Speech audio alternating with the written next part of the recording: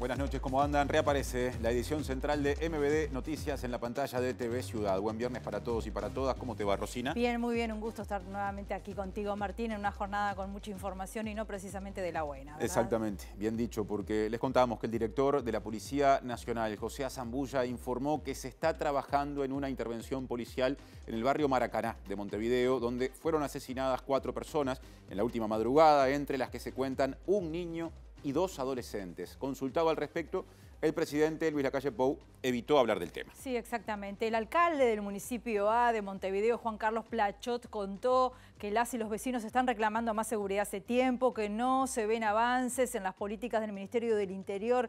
Incluso a nivel legislativo, Martín, la senadora frente amplista Silvia Nane dijo que su fuerza política va a analizar e interpelar al ministro del Interior, Martinelli, por estos problemas de seguridad. Quedó colocado en la agenda el principal tema de hoy, pero como siempre habrá más asuntos, Rosy. Exactamente, vamos a ellos. En Uruguay mueren 18 personas por día por enfermedades vinculadas al consumo de tabaco. La Sociedad Uruguaya de Tabacología advierte que creció la disposición a fumar de adolescentes de entre 13 y 15 años. Desde la sociedad civil denunciaron que el Palacio Legislativo lleva acumuladas varias multas por incumplimientos de la ley que controla el consumo de tabaco en espacios cerrados. Se conocieron nuevos chats del ex senador Gustavo Penades, de los que se desprende que habría explotado sexualmente a un adolescente de 13 años, muchos años antes de los hechos de esta índole por los que fue imputado. Padres y madres del Liceo 76 de la Unión denuncian que los estudiantes están viviendo situaciones de violencia en el entorno del centro de estudios. Las naftas y el gasoil bajarán desde esta medianoche. En el caso de las naftas, 50 centésimos por litro. Y en el caso del gasoil, la baja será de 1,50 pesos por litro. Entre lunes y martes, sindicato, empresa y gobierno negociarán sobre la propuesta de Fábrica Nacional de Cervezas de reabrir su planta en Minas con 51 empleados. Crece la tensión entre la OTAN y Rusia, luego de que Alemania anunció que se suma a la decisión de Estados Unidos y Francia de permitirle a Ucrania usar sus armas en territorio ruso. El presidente argentino Javier Milei apoya al Ministerio de Asuntos Sociales tras el escándalo desatado por las 5.000 toneladas de alimentos retenidos en depósitos de esta cartera. Estamos en vivo además en tvciudad.uy, en YouTube y en la radio universitaria, uniradio.edu.uy y Uniradio 107.7 FM. Vamos con los móviles, Martín. Claro, porque es un día importante, entre otras cosas, para el cronograma electoral de este año en nuestro país. Ya nos explica por qué Juan Aldecoa, que da su titular desde el móvil, en el que ya lo vemos. Buenas tardes, Martín, Rosina, compañeros y compañeras. Esta noche, sobre la medianoche, ya entrado el sábado, vence el plazo para presentar las hojas de votación en la Corte Electoral de cara a las elecciones internas que serán en unos días, el 30 de junio, ese domingo 30 de junio. En un ratito vamos a ampliar junto al presidente de la Corte, Wilfredo Penco, sobre cifras, números y cómo se llevó adelante la jornada este viernes en la Corte Electoral.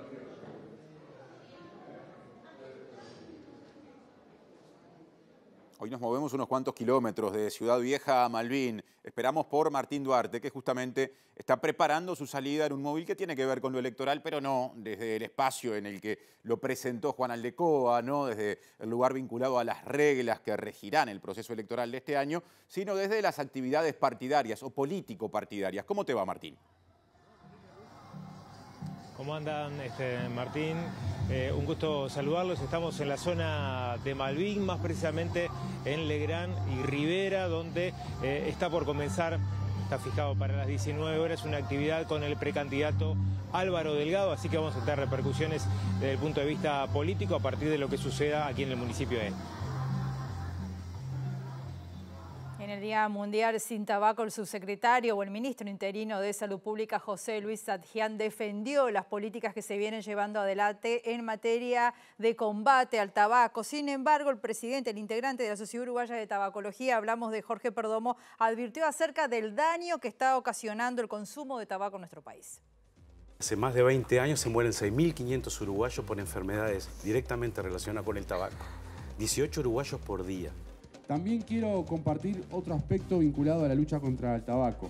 Me refiero al área inspectiva del Ministerio de Salud Pública, porque a partir de este año esta tarea se realiza desde la Dirección General de Fiscalización.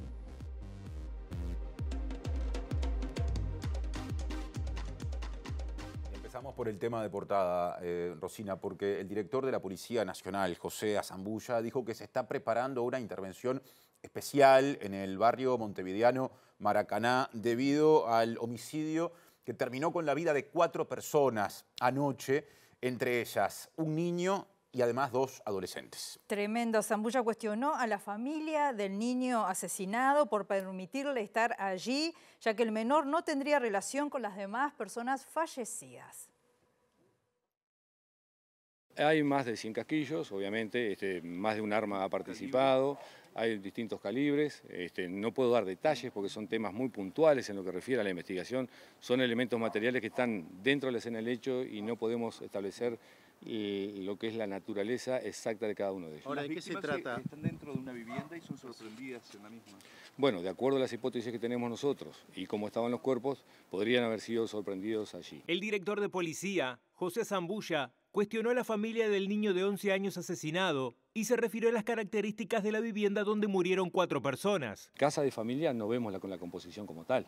No tiene la composición en cuanto a sus habitaciones que sea una casa de familia como tal. Entendemos que puede tener otro tipo de naturaleza, que es lo que estamos investigando, pero no tendría la conformación de que una familia puede estar viviendo acá. El mayor de 40 años, que es el que tiene antecedentes, es el padre del menor de 17 años que está herido en estos momentos, que estaba en el nosocomio. También hay una relación del otro masculino que es pareja de la hija de la expareja de él, o sea que también hay determinado relacionamiento. Lo que sí no encontramos relacionamientos con el niño de 11 años, entre ellos, o sea, sabemos que vive por aquí cerca, pero no hay ninguna relación de parentesco con ellos ni con la familia, ¿verdad? ¿Preocupa que haya un niño de 11 años en esta escena? Sí, preocupa, pero más nos preocupa a los padres. ¿Qué hace un niño de 11 años en este lugar, a esa hora, en una reunión de esa naturaleza? Bueno, y a nivel del barrio, imagínate la conmoción que ha generado esto. El alcalde del municipio A, Juan Carlos Plachot, dijo que hace tiempo que las vecinas y los vecinos están reclamando seguridad. En ese sentido contó que, bueno, justamente se han manifestado los vecinos reclamando más seguridad por la violencia en este barrio. También dijo que el Ministerio del Interior ha estado presente en el barrio, pero a su entender no se aprecian resultados. Realmente los vecinos están muy preocupados por todas estas situaciones que hoy anoche se dio en Maracaná Norte, pero que se viene dando en los distintos barrios, tanto del municipio como de otros barrios. Y esta violencia que se ha ido generando en los últimos tiempos, que ha ido subiendo, está subiendo de tono día a día, la gente está preocupada, ya de noche no se anima a andar en la calle. Antes de repente decía, no salgo porque me pueden robar, pero ahora ya no es esa preocupación. No salgo de noche porque tengo miedo de que una bala me impacte de una balacera de eso. Anoche fueron 100 casquillos de bala que encontraron, o sea que fue un fusilamiento, o sea que en realidad es grave y asusta. En el periodo anterior estaba el Pado, Maracaná, Las Torres, y ahí más o menos estaba tranquilo el barrio, pues la presencia del Pado, la republicana, como que da una señal más de respeto hacia la policía.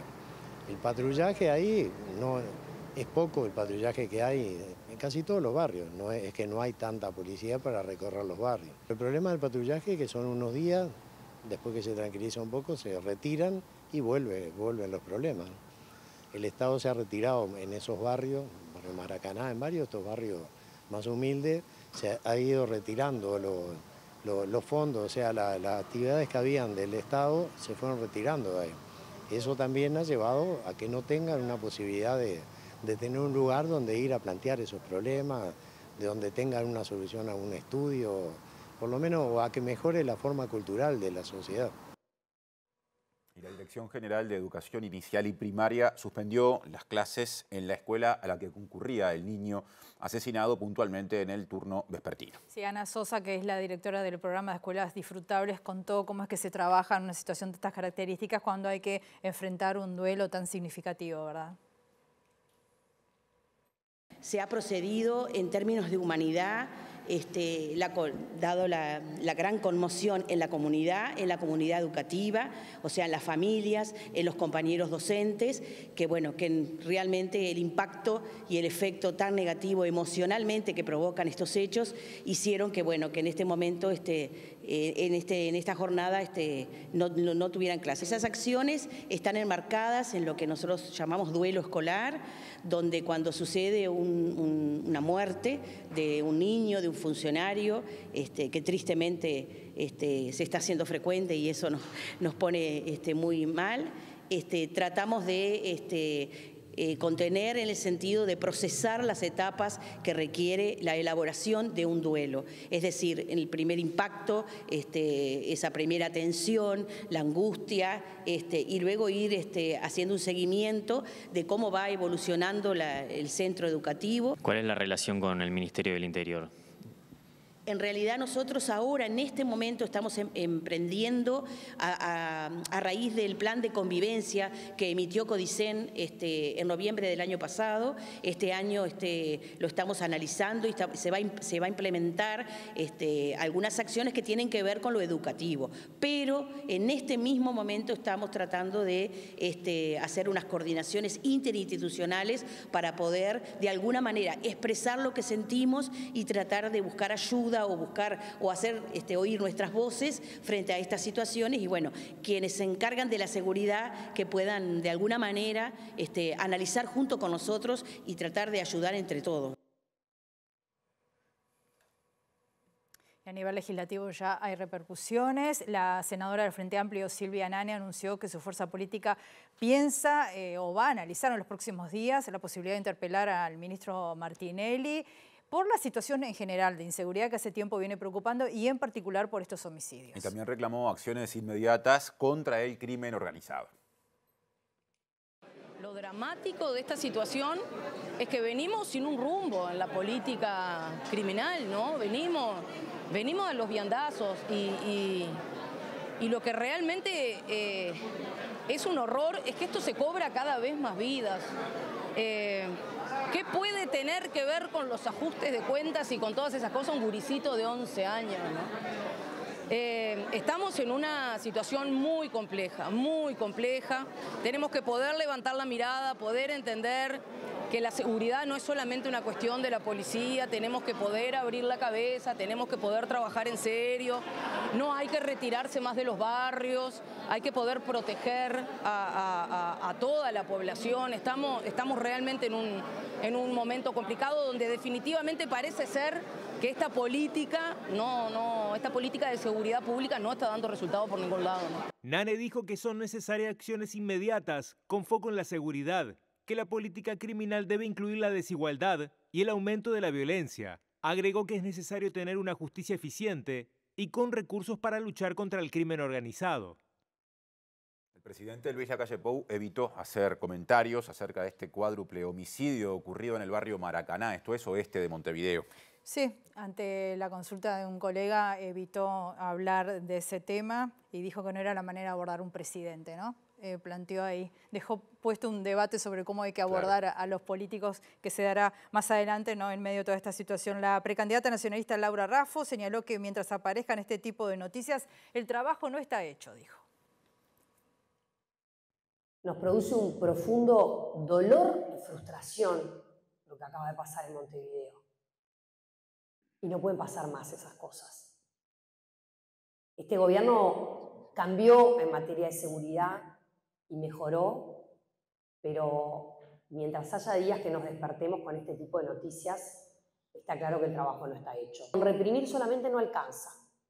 Por eso somos muy conscientes que tenemos que trabajar a nivel de los barrios en lo que es la prevención del delito. La droga se vende porque hay alguien que la compra y la consume. Tenemos que hacer nuestras campañas de adicciones y tenemos que rescatar a cada uno de los uruguayos que ha caído en una adicción.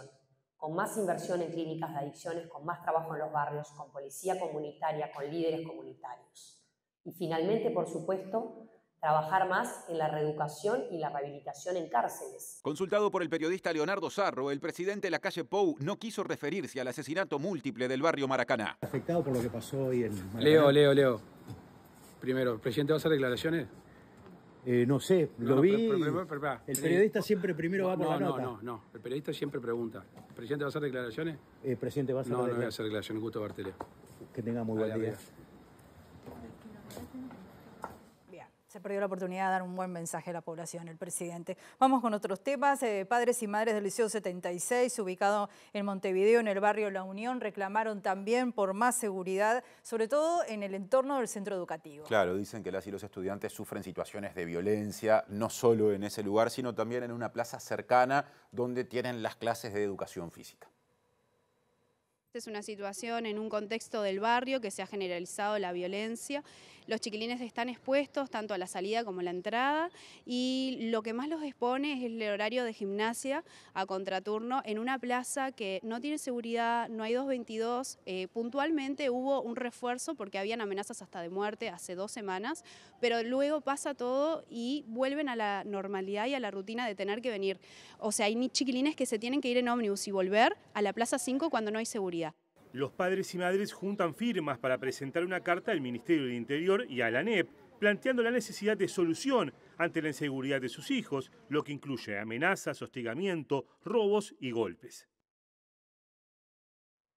Hoy se conmemora el Día Mundial sin Tabaco y en ese sentido, desde el Uruguay, la Sociedad Uruguaya de Tabacología dijo que mueren 18 personas por día como consecuencia de enfermedades vinculadas al consumo de tabaco y también desde ese ámbito se señaló que está creciendo la predisposición de adolescentes de entre 13 y 15 años a fumar precisamente. Claro, y en ese sentido informan que la exposición a la nicotina de adolescentes durante la fase de crecimiento a través de vapeadores o cigarrillos electrónicos altera de forma significativa el desarrollo cerebral.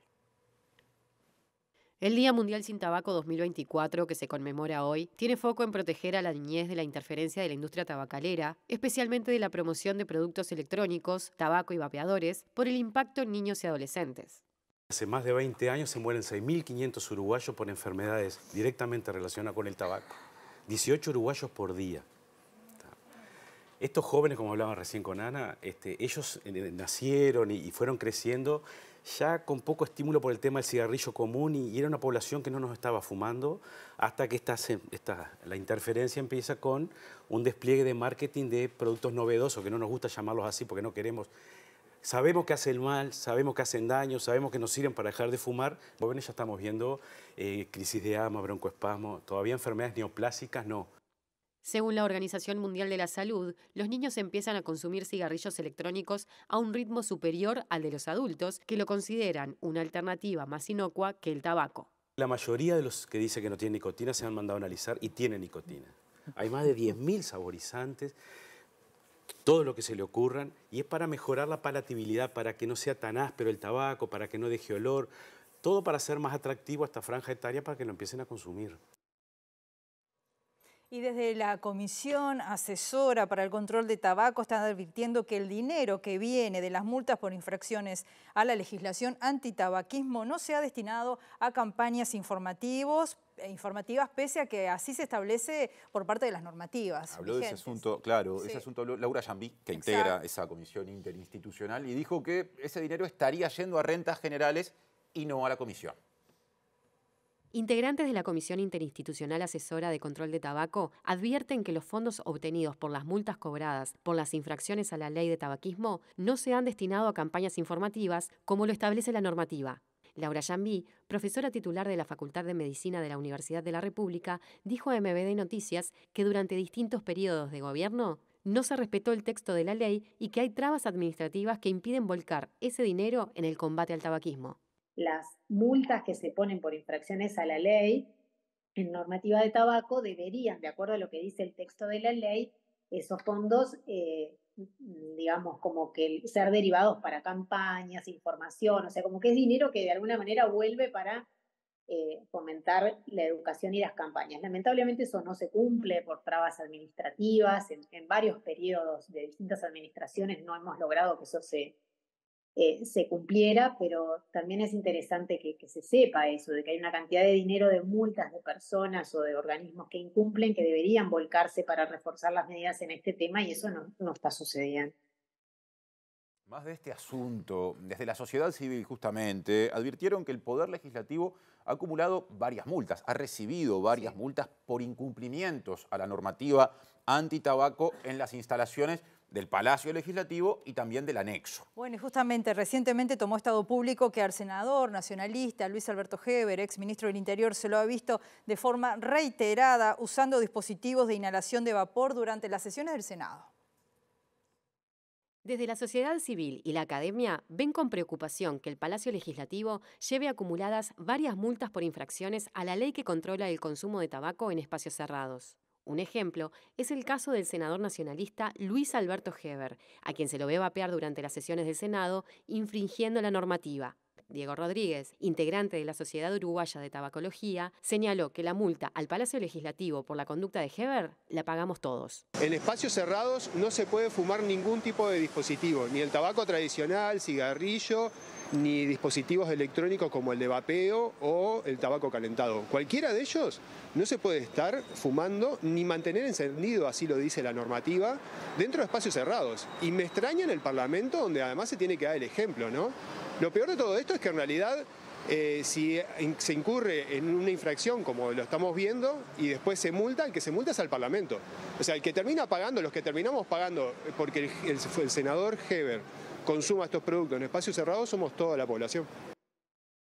Bueno, y complementando lo que decía Diego Rodríguez, especialistas en tabacología, están asegurando que la normativa que prohíbe fumar en los lugares cerrados de uso público alcanza tanto a los dispositivos de tabaco calentado o vapeadores como a los cigarrillos electrónicos. Tiene que estar claro eso. Claro, claro, también están comprendidos y lo que se dice es que justamente el uso de esos dispositivos también afecta de forma pasiva a personas que incluso no estén en el mismo entorno. Ninguno se puede utilizar en ambientes cerrados. En eso les cabe la regulación del tabaco combustible, que tal vez eso no se conoce tanto o uno tiene la noción de que se infringe bastante eso y se vapea en lugares cerrados, porque la persona dice, bueno, pero esto no es cigarrillo. Bueno, pero aunque no lo sea, primero que no está tan demostrado que sea menos inocuo, pero que no lo sea no implica que no haya ya regulación hace muchos años al respecto en Uruguay que prohíbe su uso en lugares cerrados. Hay como una idea de que vapear, como es más inocuo, lo cual ya se aclaró que no es así, como que el vapeo está permitido en espacios cerrados. No está permitido vapear en espacios cerrados de uso público tampoco. Además, destacan que los aerosoles de estos dispositivos electrónicos también son dañinos para las personas que lo están inhalando pasivamente. Ojo que no es un vapor, es un aerosol de segunda mano. Si el padre en la casa fuma cigarrillo electrónico, el joven lo recibe también y eso se llama vapor de segunda mano o aerosol de segunda mano. Hace daño, bronquitis, asma, alergias. No es inocuo para una tercera persona pasivamente exponerse a estos tóxicos. Y por eso Uruguay reguló muy claramente en la materia.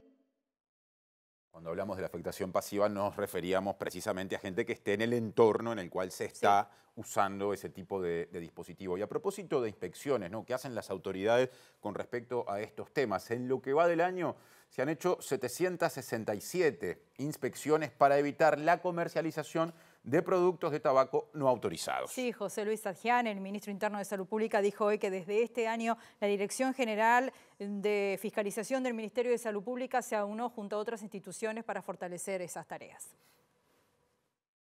Como decíamos, en 2024 esta fiscalización pasó a la Dirección General de Fiscalización y en lo que va del año se llevan más de 767 procedimientos de inspección en distintos puntos del país. Precisamente en este momento hay inspectores, hay cuerpo inspectivo en la ciudad de Rivera fiscalizando todo lo que pueda ser el posible contrabando. Presenta Antel Empresas. ¿Tenés Antel? Tenés un socio para hacer crecer tu negocio. Volvemos con Juan Aldecoa desde la Corte Electoral. Juan, te vemos, te escuchamos con atención. El domingo 30 de junio serán las elecciones internas de cara a las presidenciales en Uruguay, que serán luego en octubre, tal vez también con balotaje en noviembre. Pero esta noche, sobre las 12, ya entrado el sábado de este fin de semana, se cierran la posibilidad de recibir hojas de votación en la Corte Electoral. Para ello vinimos a charlar con el presidente de la Corte, Wilfredo Penco, a quien le agradecemos estos minutos con MD Noticias. Penco, ¿cómo se viene dando la jornada de trabajo? Quedan unas horas aún. ¿Ya se pueden conocer algunas cifras?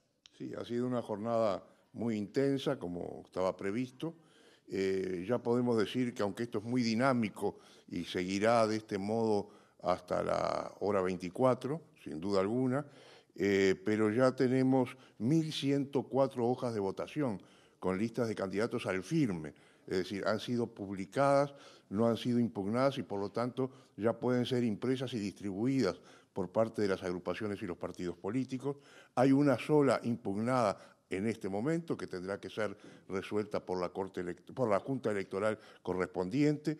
Tenemos 969 publicadas que pasadas las 48 horas quedarán al firme también y se sumarán a las restantes, y 120 revisadas, porque las juntas electorales reciben un informe de los funcionarios que cotejan la carga de nóminas de candidatos con la hoja de votación que debe cumplir determinados requisitos establecidos en el reglamento. Es decir, que si sumamos todas estas cifras, tenemos un total de 2.194. Pero también tenemos que considerar que hay 1.144 nóminas pendientes que han sido enviadas, pero aún falta el elemento físico, es decir, la hoja de votación propiamente dicha. Si todas estas nóminas fueran presentadas con la hoja de votación respectiva, estaríamos sumando un total de 3.338, una cifra muy similar a la de los 3.444 que se presentaron, que se registraron hace 5 años en el 2019. ¿Cómo se ha dado este nuevo sistema de mecanismo de gestión en la Corte? ¿Puede explicar brevemente cómo funciona? Sí, efectivamente, ahora los partidos y las agrupaciones ya no presentan una nómina con candidatos en forma mecanografiada, con sus nombres y apellidos y sus series y números, sino que cargan esas nóminas directamente en el sistema de gestión de partidos políticos y, a su vez, la elaboración de estas nóminas es contra el padrón electoral, de manera tal de que se evitan de esta manera errores en los nombres, en las letras de las series, en las cifras de los números, y a su vez el sistema controla algunos aspectos muy importantes, como por ejemplo que en las nóminas, tal como lo establece la ley, cada 3 candidatos uno de los candidatos sea de distinto género. Todos estos controles se hacen ahora de manera informática. La carga de nóminas está integrada al sistema de gestión de partidos políticos, donde también se procesan los números solicitados por las agrupaciones, que son los que diferencian, los que distinguen a las hojas de votación, de manera tal de que todo este sistema está transparentando la información correspondiente a los partidos políticos y también a la ciudadanía en general. Lo saco un poco del día de hoy. Le pregunto por la reunión que habrá el martes entre autoridades de la Corte y el Sindicato de Trabajadores de la Corte Electoral, algo que se supo hace unas horas nada más. Sí, efectivamente, nosotros estamos en un diálogo permanente con el sindicato, tal como lo hemos hecho desde siempre. Hemos trabajado en conjunto.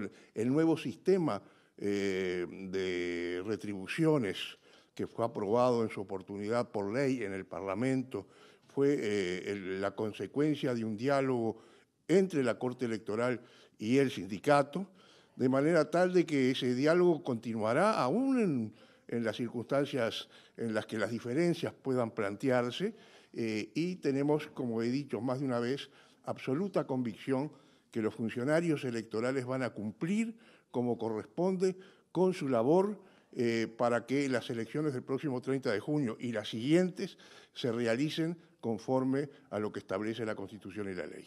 Para cerrar, Penco, le pregunto y vuelvo hacia atrás, si tiene el número a mano de cuántos partidos fueron inscriptos en la Corte Electoral. Entre los partidos que vienen del periodo anterior, que obtuvieron representación parlamentaria o constituyeron sus órganos deliberativos nacionales y actualizaron las autoridades en este periodo, más los que fueron reconocidos en este periodo, tenemos sumados 23.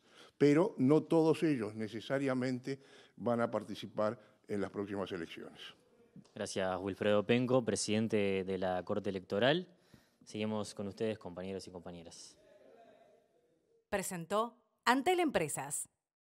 ¿Tenés Antel? Tenés un socio para hacer crecer tu negocio. Muchas gracias, Juan. Y precisamente, hablando de nuevas propuestas electorales políticas, Javier Sciutto es precandidato a la presidencia de la República por el partido que se llama Patria Alternativa, que es uno de los nuevos partidos políticos que se inscribieron hace pocos minutos. Y dijo que la bipolaridad izquierda-derecha en Uruguay quedó en desuso y que en este momento hay un narcogobierno. La Patria Alternativa viene por el lado de recuperar lo que es nuestro, ¿no? Recuperar un poco todo lo que nos han sacado, y no estoy hablando solamente de recursos naturales del Uruguay, sino también por lo que vienen, por nuestra libertad, por todos nuestros derechos. Fíjate que, en cierta forma, lo que fue llamado la pandemia dejó bastante a las claras por dónde es que viene esto, ¿no? La izquierda y la derecha son básicamente elementos que son de distracción. Lo que sí hay es un globalismo. Eso sí, es un globalismo. Tú ves que derecha e izquierda, los dos están apuntando al mismo lugar. O sea, el endeudamiento contumaz que está sufriendo el Uruguay. Y quiero ser presidente porque realmente el Uruguay necesita un poco salir de esta política dogmática que tenemos, esta política tan cuadrada, que el común denominador es el narcotráfico, la corrupción, la fuga de recursos naturales y sobre todo el sometimiento de toda la nación. Cambiamos de tema. Según una publicación de hoy del semanario Brecha, el ex senador Gustavo Penades habría tenido relaciones sexuales con menores, o por lo menos con un menor, muchos años antes de los hechos similares por los cuales resultó imputado. Sí, esto se desprende de una conversación entre el legislador y un hombre actualmente adulto que está justamente en el teléfono de Penades. El artículo de Brecha establece que a comienzos de marzo del año pasado, casi un mes antes de que Romina Celeste Papazo denunciara a Penades por haberle pagado por sexo cuando era menor, un hombre que ahora tiene más de 40 años se comunicó reiteradamente por WhatsApp con el entonces legislador reclamándole dinero y trabajo. En un momento Penades dejó de contestarle y el hombre le escribió: ¿te llegan mis mensajes? Pensar que cuando era yo pendejo me atomizabas a mensajes para coger, con 13 pirulos. Desde los 13 hice lo que me pedías, mejor no aclaro por ahora. Entonces faltaban entre 4 y 3 días para que Papazo denunciara a Penades en el programa Hacemos lo que podemos, lo que desencadenó las múltiples denuncias que llevaron a que se formalizaran investigaciones por 22 delitos contra el ex senador, que por esto está en prisión preventiva. El hombre volvió a escribirle horas antes de la emisión del programa: ¿me vas a borrar después de 30 años haciéndolo? Año 1995, ¿te acuerdas?, le dijo. En el 95, Penades tenía entre 39 y 40 años. La última comunicación entre ambos, registrada en el teléfono del ex legislador, ocurrió luego de que Penades convocó a una rueda de prensa para negar las acusaciones de Papazo. El hombre le escribió: te escuché y enseguida tuve varios llamados. Te sacaste un peso de encima, vamos arriba, pero cuídate. Por favor, no te olvides de lo mío, que yo sí tengo el comodín. Según Brecha, en los chats Penades no niega ni esta ni las anteriores afirmaciones de su interlocutor. Estos mensajes pueden considerarse de importancia, ya que la defensa del ex senador ha intentado desacreditar a Papazo, fundamentalmente luego de que se constató la falsedad de su acusación contra el precandidato presidencial Frente Amplista Yamandu Orsi. De todos modos, en reiteradas ocasiones se ha informado que cerca de la mitad de las víctimas denunciantes de Penades no tienen vínculo con Papazo. De estos chats también se desprende que antes de que Penades dejara de contestar, el ex senador le transfirió 2.000 pesos a su interlocutor a cambio de fotos y videos con contenido sexual. Varias víctimas denunciantes declararon haber recibido el mismo monto a cambio de ser explotadas sexualmente. El semanario Brecha también informó que el ex subsecretario del Ministerio del Interior, hablamos de Guillermo Maciel, cuando estaba todavía en funciones, le envió un mensaje al ex senador Penades expresándole solidaridad tras la denuncia pública de Romina Papazo. Según los chats publicados por el semanario, en esas fechas también le escribió el inspector general de Trabajo y de la Seguridad Social, Tomás Teijeiro, quien le mandó un mensaje celebrando un nuevo aniversario del triunfo en la Guerra Civil Española de las tropas dirigidas por el dictador Francisco Franco. Entonces faltaba...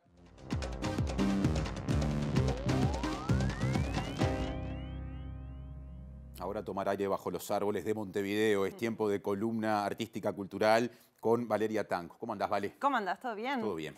Montevideo, vamos a entrar a Montevideo puesto en diversos nombres y en diversos asuntos hermosos todos, por suerte. Empezamos por eso, por los árboles, como dijiste, porque se acaba de estrenar este maravilloso libro que se llama Árboles de Montevideo, cuyos autores son Eloísa Figueredo y Javier Laje. Javier Laje es el que ilustra, y las ilustraciones son una belleza, las están viendo detrás de nosotros.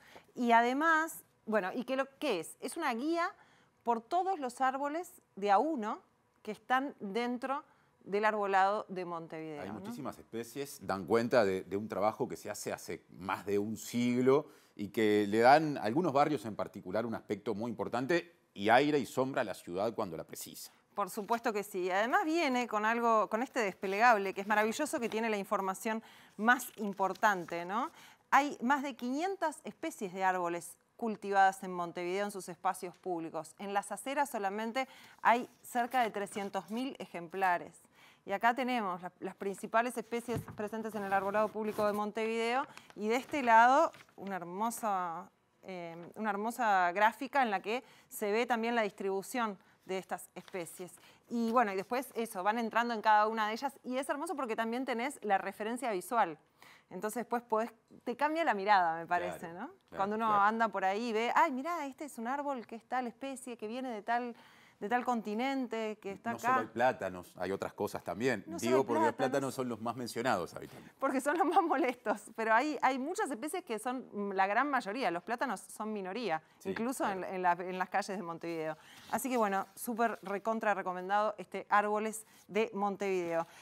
Y después vamos a seguir por las calles de Montevideo, porque hay una nueva serie de televisión que se llama El Universo Conspira. Son 8 capítulos de 15 a 20 minutos, entonces se ve rápidamente, se puede ver gratuitamente en una plataforma que recomiendo, que es un3.tv, un3 con número.tv. Nosotros ya hemos hablado de esta plataforma de la Universidad 3 de Febrero Argentina, que tiene muchísimo del audiovisual que se está haciendo fuera de los márgenes de repente, más fuera de los márgenes claro, que de las plataformas internacionales, aquí en el Río de la Plata y que vale muchísimo la pena explorar. Pero ahora les proponemos ver El Universo Conspira, que es la historia de 8 personajes en un día en particular. Es el día de la Marcha de la Diversidad. Ajá. Y la serie va para atrás y para adelante, parados en el presente de ese día. Son 8 personajes veinteañeros y es una historia muy interesante porque, bueno, es sus vínculos, sus búsquedas, en qué están.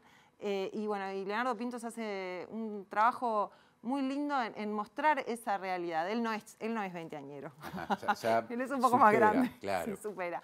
Pero se encarga de tener a estos personajes como protagonistas que además colaboraron de alguna manera con los modos de decir, sobre todo. No, en el guión no tanto, pero sí en los modos de decir, en cómo se comunica y las cosas que le quedaban naturales o no. Entonces queda con una naturalidad muy especial. Y bueno, y como ven, se ve Montevideo y se disfruta esta ciudad de manera muy especial en esta serie. Es muy lindo vernos siempre, ¿no? Y poder encontrarnos en pantalla y en una ficción. A Leonardo Pintos y hablaste con él. Hablamos con él para preguntarle por qué eligió el Día de la Marcha de la Diversidad para centrar la historia del Universo Conspira. Vamos a ver qué dice. Bueno, ¿sale? Sí. Ah, viene de rodaje la cosa. Viene de rodaje. Ahí va. ¿Y de qué se trata la serie? Bueno, yo quería hablar del amor y de la diversidad a través de un grupo de jóvenes veinteañeros en el Montevideo actual y de alguna manera contar qué cosas a nivel afectivo y vincular han permanecido a lo largo del tiempo y qué cosas han cambiado con respecto a cuando yo fui un joven veinteañero. Uno de esos cambios yo creo que es ver cómo una manifestación cultural como la Marcha de la Diversidad abre el camino a pensar esos amores y esas diversidades desde otro lugar, porque es una celebración que no solo es montevideana, ya es de todo el país y de todos y de todas. Me parece interesante situar las historias que cuenta la serie en ese contexto, porque le da un marco perfecto para hablar y contar esa historia y además yo creo que visibilizar esa manifestación cultural y ficcionarla en la historia es un plus para la serie y es un plus también para la narrativa audiovisual uruguaya. Empezó hoy la feria del libro infantil y juvenil de Montevideo. Bien. Esto sucede, como siempre, en la Intendencia de Montevideo, en el atrio y en el entrepiso. Es la 22ª edición y es una edición que viene muy cargada. Para empezar, es más extensa en tiempo. Va desde hoy hasta el 16 de junio, o sea que abarca 3 fines de semana en esta ocasión. De lunes a viernes el horario es de 9 a 19 horas, los sábados y los domingos es de 12 a 20 horas. Hay talleres, hay presentaciones de libros, hay actividades de todo tipo como siempre y además, por supuesto, se pueden ver los stands de las editoriales y las distribuidoras y las librerías para recorrer el mundo del libro infantil y juvenil. Por ejemplo, mañana a las 18 horas, a las 6 de la tarde, el Institut Pasteur de Montevideo tiene un taller dirigido a niños a partir de 5 años en el que científicos y científicas del instituto hablan sobre las bacterias, los microbios, etcétera, etcétera. Nos dan un paseo por ese mundo que está con nosotros, ¿no? Y que a veces nos integra también.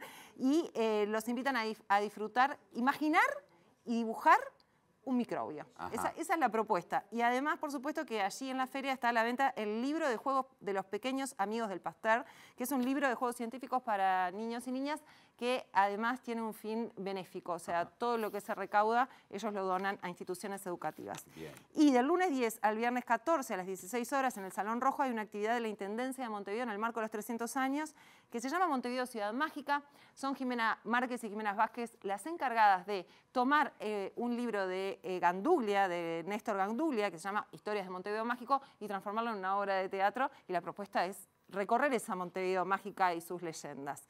Y después también hay otra obra que también va con el tema de los 300 años de Montevideo, que se llama Montevideo, qué lindo te veo. Es una obra sobre el proceso fundacional de la ciudad de Montevideo, hecha por Teatro en el Ruedo, y va desde este domingo, los domingos de junio y julio a las 16 horas en un espacio muy lindo que es el Espacio Cultural Las Bóvedas, allí en 25 de agosto y Juan Carlos Gómez, allá abajo. Cerquita de la aduana, digamos. Ahí está, y las entradas están en venta por Red Tickets. Por supuesto que lo que está en la Feria del Libro es todo gratuito, ¿no? Es con entrada libre y gratuita.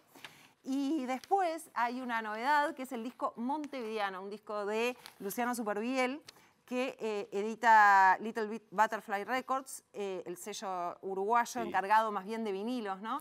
Y es un disco muy particular porque es un disco que hizo junto a la Orquesta Filarmónica de Montevideo. Es un proyecto en el que Martín García, el director de la Orquesta Filarmónica de Montevideo, le propuso a Superviel sumarse y hacer como un espectáculo que tuviera como eje obra que tuviera Luciano que de alguna manera fuera montevideana, ¿no? Y así surgió este espectáculo, eso fue grabado y ahora sale el disco y ahora lo vuelven a presentar, por suerte, en el Teatro Solís el próximo 12 de junio. El disco es una belleza, lo estamos viendo allí, es una belleza total. Y bueno, y Luciano Superviel nos habla un poquito de Montevideano. Bien, vamos a escucharlo y verlo.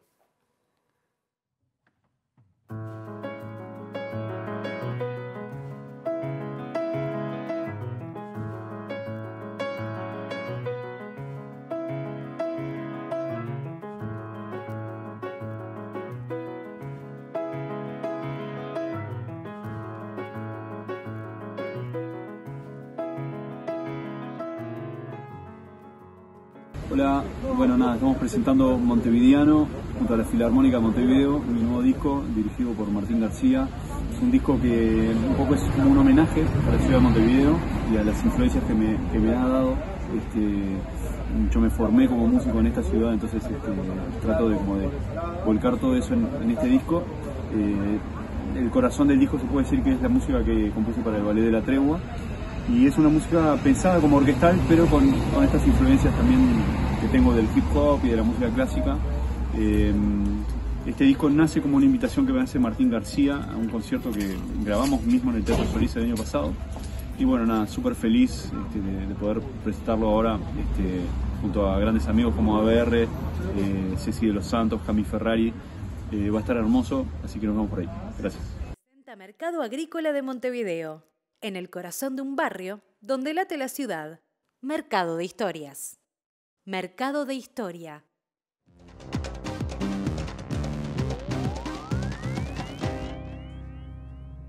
¿Qué tal? Buenas noches. Abrimos el capítulo internacional y hablamos de que la retórica de guerra entre la OTAN y Rusia comienza a materializarse a partir de la decisión de Occidente de permitirle al gobierno de Kiev utilizar armas provenientes de los países de la OTAN contra territorio ruso. Este fue un tira y afloje que se vino dando desde hace varias semanas, donde Alemania particularmente se resistía a que Ucrania utilizara esas armas contra territorio ruso, pero de a poco fueron abriendo la canilla, tanto el gobierno de Estados Unidos como Francia. Emmanuel Macron fue uno de los que más atizó esta posibilidad. Hoy también los países nórdicos anunciaron que le van a permitir a Ucrania utilizar esas armas, sobre todo en la zona de Belgorod, dentro del territorio ruso, donde se han dado, por la cercanía con la frontera ucraniana, la mayor parte de los ataques de Kiev. La mesa está servida para cosas lamentablemente graves. El gobierno de Rusia, y particularmente Vladimir Putin, dijo que si quieren una guerra, la van a tener.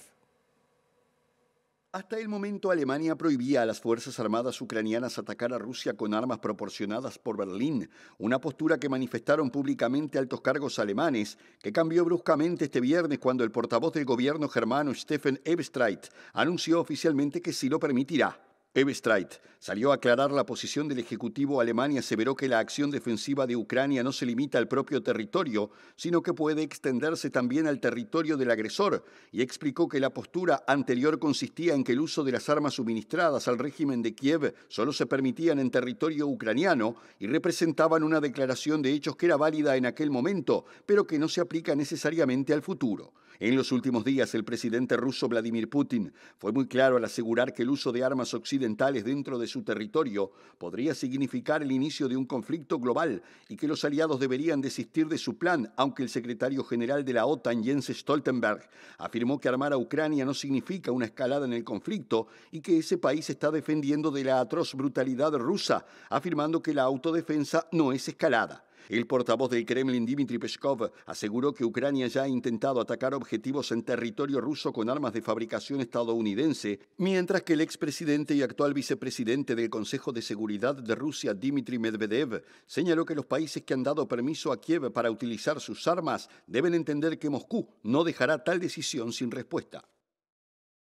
Y el expresidente Donald Trump habló hoy luego del fallo condenatorio de un juzgado de Manhattan que por primera vez determinó que un expresidente de los Estados Unidos fuera condenado por registros comerciales falsos. Esto a partir del pago de $130.000 a una actriz porno con la que había mantenido relaciones para mantener su silencio en la anterior campaña electoral. Volvió a insistir con que esto fue un asunto amañado ante el avance que ha tenido su candidatura de cara a las elecciones de noviembre.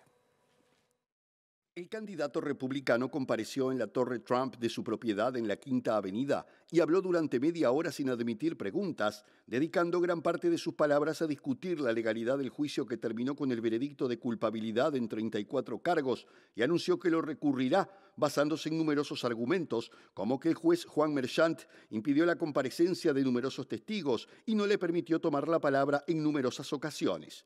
Trump se tomó su tiempo para atacar la parte central del delito por el que fue condenado y dijo que él únicamente se dedicó a pagar gastos legales y que todo fue muy profesional, sin nombrar en ningún momento a su ex abogado Michael Cohen, que fue quien reveló aquellos pagos y se convirtió de hecho en pieza principal de convicción. El expresidente llegó a decir que el fiscal Alvin Bragg, que dirigió la acusación, preparó los cargos solo cuando aparecieron sondeos en los que él lideraba a los republicanos por encima de los demócratas, lo que demuestra que es un juicio amañado y por ello apelará el veredicto, al tiempo que se jactó que desde que se conoció el mismo ha logrado recaudar la cifra récord de $34 millones procedentes de pequeños donantes. El presidente de Estados Unidos, Joe Biden, sostuvo este viernes en referencia al veredicto de culpabilidad recibido por Trump que nadie está por encima de la ley y consideró imprudente y peligroso que éste sugiera que la decisión estuvo amañada solo porque no le gustó el fallo. Y en Argentina el ejército comenzó a distribuir parte de las 5.000 toneladas de alimentos que están a punto de vencer en depósitos en Villa Martelli y en la provincia de Tucumán.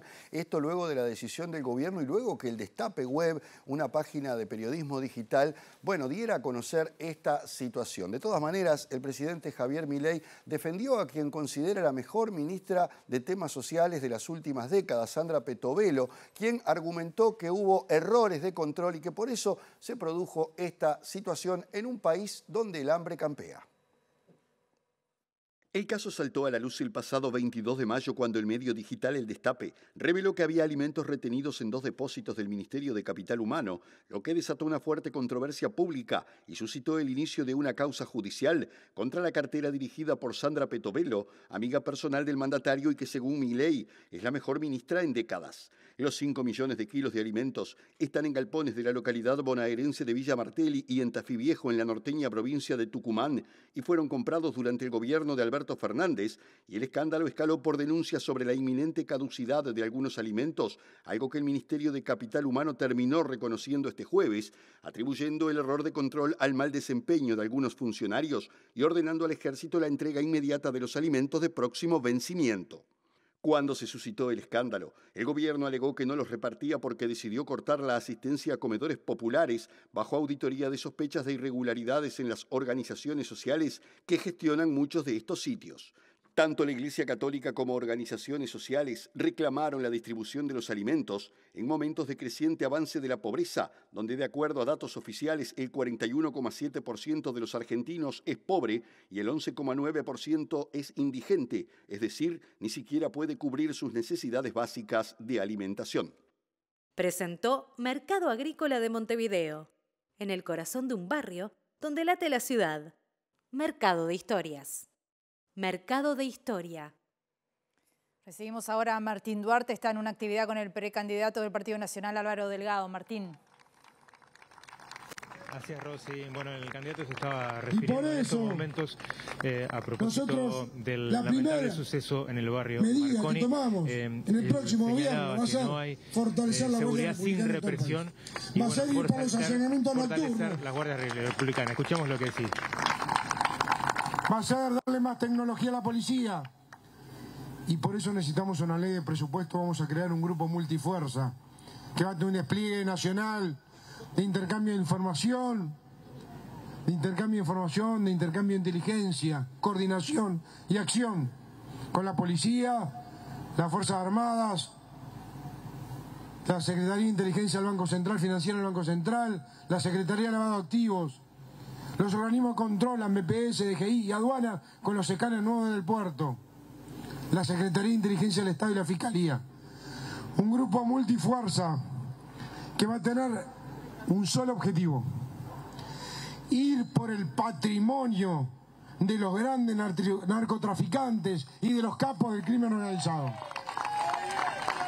Con esto no vamos a jugar, con nosotros no van a jugar. Vamos a ser implacables y quiero que lo sepan. Obviamente que esto necesita una instancia presupuestal. Y por eso el primer año de gobierno es lo que vamos a hacer. Porque son los que mandan a matar y no se ensucian las manos, pero disfrutan con los que lo hacen, o los beneficios lo que le generan. Y son los que no tocan la droga, pero disfrutan con los beneficios de quienes sufren las adicciones de la droga que ellos mismos distribuyen. Esto dice Álvaro Delgado, precandidato presidencial nacionalista. Le agradecemos a Martín Duarte y al resto del equipo por la presencia en esa actividad en Malvin, con la que estamos cerrando el bloque número 1. Y luego volvemos con más información, luego de la tanda.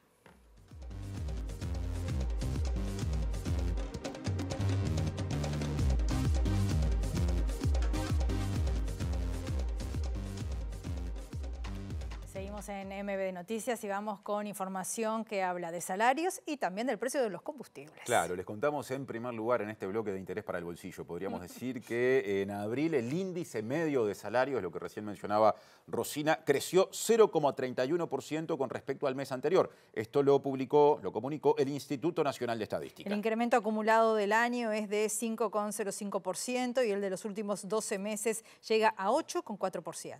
En el sector privado hubo un crecimiento mensual de 0,25%, producto fundamentalmente de la incidencia de los salarios de la construcción, las industrias manufactureras en segundo lugar y en tercer lugar el sector transporte, almacenamiento y comunicaciones. Y en el sector público hubo aumento mensual superior ya que llegó al 0,40%, hubo crecimiento salarial en el gobierno central y en menor medida en las empresas públicas y en los gobiernos departamentales.